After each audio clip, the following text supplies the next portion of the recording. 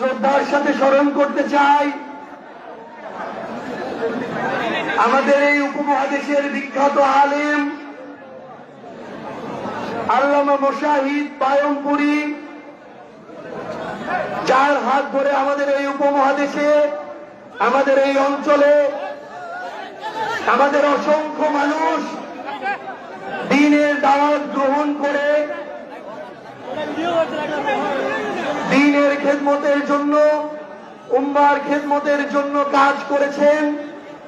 আমরা আজকে আমাদের এই মঞ্চ থেকে শ্রদ্ধার সাথে তাকে স্মরণ করতে চাই।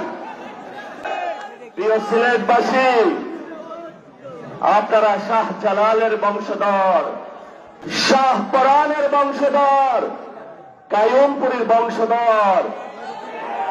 আমরা ভয় পাই না কাউকে, আমরা শুধু একমাত্র এক আল্লাহ ছাড়া কাউকে